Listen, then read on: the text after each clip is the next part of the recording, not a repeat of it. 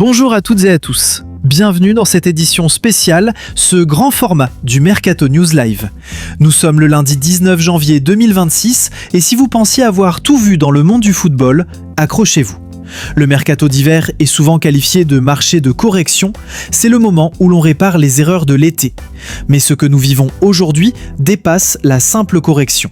Nous assistons à des mouvements structurels majeurs qui vont redéfinir la deuxième partie de saison en Première Ligue, en Liga et en Ligue 1. Pourquoi cette édition longue aujourd'hui ? Parce que les informations tombées ces dernières heures méritent plus qu'une brève de 30 secondes. Nous allons analyser en profondeur le pari fou de Chelsea, 70 millions d'euros sur un jeune défenseur français. Est-ce du génie ou de la folie ? Nous allons décrypter la situation critique à Manchester United. Michael Carrick a les clés du camion, mais pour aller où ? Et puis ce dossier absolument impensable au FC Barcelone, Marc-André Ter Stegen, le capitaine, l'icône, sur le départ vers Gérone. On vous explique pourquoi c'est crédible. Sans oublier le cas Hendrick à Lyon, Zinchenko à l'Ajax et l'officialisation à Manchester City. Installez-vous confortablement, prenez un café ou mettez vos écouteurs, on plonge dans les coulisses du marché, c'est parti. Commençons par le dossier le plus chaud financièrement. Chelsea, encore eux. On pourrait croire qu'après tant de mercato agités, les Blues se calment. Pas du tout. Fabrizio Romano nous confirme une information capitale. Une délégation de Chelsea s'est rendue en France pour négocier directement avec le Stade Rennais le transfert de Jérémy Jacquet. Alors, qui est Jérémy Jacquet ? Si vous suivez la Ligue 1, vous connaissez ce roc défensif. Mais pour Chelsea, il ne s'agit pas juste d'acheter un bon joueur. Il s'agit de sécuriser ce qu'ils considèrent comme le futur meilleur défenseur du monde. Liam Rosenior, l'homme fort du projet sportif des Blues, connaît parfaitement le marché français grâce à son passage à Strasbourg. Il a validé le profil, il le veut. Mais le problème, c'est le prix. Et c'est là qu'on entre dans une autre dimension. Rennes est très clair. Jacquet, c'est leur bijou. Ils ont vendu Jérémy Doku à Manchester City pour environ 64 millions d'euros. Pour Jacquet, ils veulent battre ce record. On parle d'une négociation qui démarre entre 65 et 70 millions d'euros. Analysons cela un instant. 70 millions d'euros en plein mois de janvier pour un défenseur central. Est-ce que Chelsea a le droit à l'erreur ? Non. Pourquoi mettre une telle somme maintenant ? Parce que la concurrence l'été prochain serait trop rude. Le Real Madrid, le Bayern, City, tout le monde sera sur Jacquet en juin.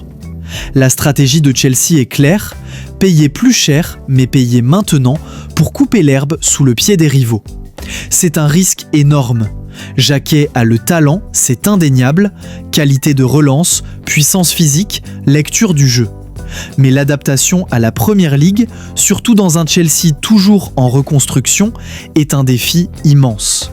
Les négociations vont s'intensifier cette semaine. Chelsea ne va pas poser 70 millions d'un coup. Ils vont tenter d'inclure des bonus, des échelonnements.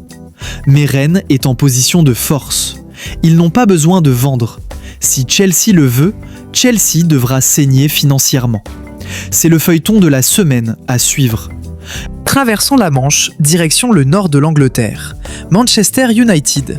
L'ambiance à Old Trafford est particulière. Michael Carrick a pris l'intérim, ou peut-être plus, et a commencé par une victoire éclatante dans le derby de Manchester. Ça change tout, l'énergie est revenue, l'espoir renaît. Mais le mercato ne s'arrête pas pour autant. Une réunion cruciale se tient en ce moment même au club. L'ordre du jour est simple, stratégie immédiate contre stratégie long terme. Voici le dilemme. L'équipe actuelle tourne mieux. Carrick a relancé certains cadres. Faut-il perturber cet équilibre en faisant venir un joueur en janvier ? Le club a de l'argent, mais les gros investissements sont prévus pour l'été 2026, quand le nouveau manager permanent, si ce n'est pas Carrick, sera nommé. Cependant, il y a des opportunités de marché. On parle d'un milieu de terrain supplémentaire ou d'un attaquant de rotation. Et c'est là que le dossier Joshua Zirkzee entre en jeu.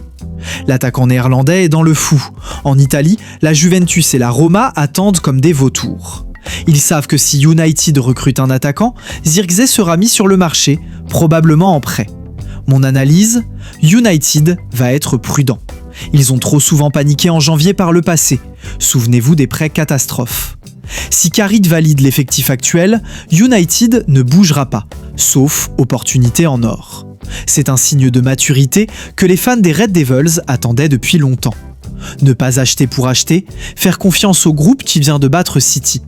C'est peut-être ça, la vraie recrue de United, la stabilité. Passons maintenant en Espagne pour l'information la plus surprenante de la semaine, peut-être même de l'année. Accrochez-vous bien, Marc-André Ter Stegen, le gardien du Temple, pourrait quitter le FC Barcelone cette semaine pour rejoindre Gérone. Sur le papier, ça semble fou. Pourquoi le Barça prêterait son gardien titulaire à un voisin catalan? Il faut regarder le contexte. Ter Stegen revient de blessure. Nous sommes en janvier 2026.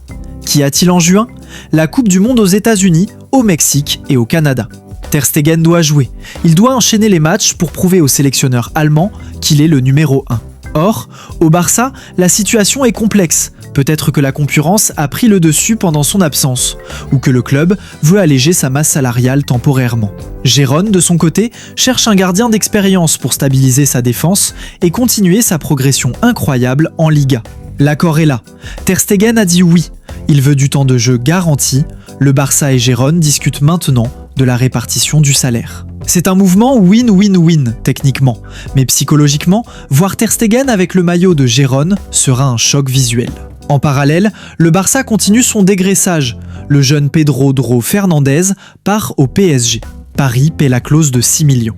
C'est du business pur. Le Barça a besoin de cash, le PSG parie sur l'avenir. Une page se tourne doucement en Catalogne.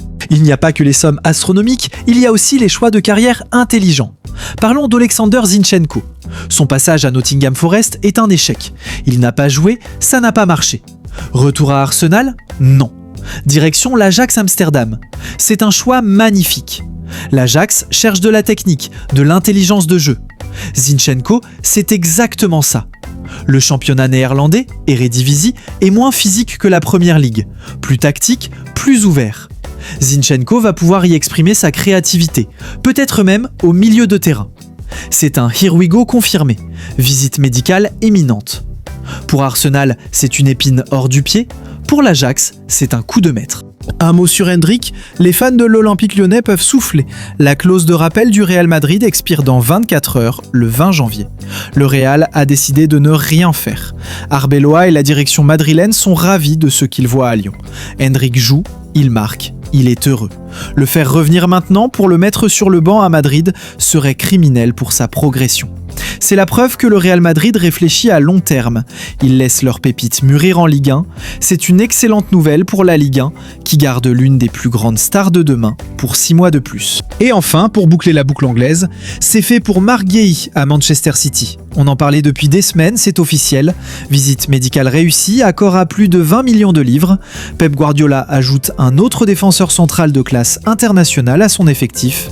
City continue d'empiler les talents défensifs, c'est effrayant pour la concurrence.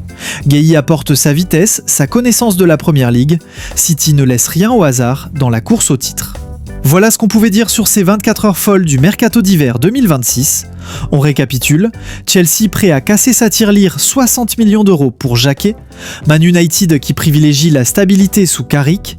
Ter Stegen dans un mouvement choc vers Gérone pour sauver sa Coupe du Monde. Zinchenko qui va tenter de se relancer à l'Ajax. Endrick qui reste à l'OL. Guéhi qui renforce l'armada de City. Ce mercato de janvier est loin d'être fini, la situation de Chelsea va décanter beaucoup de choses. Si Chelsea met 70 millions sur Jacquet, Rennes aura de l'argent pour recruter et ça va créer un effet domino en Europe. J'ai une question pour vous en commentaire aujourd'hui et je veux des avis sincères.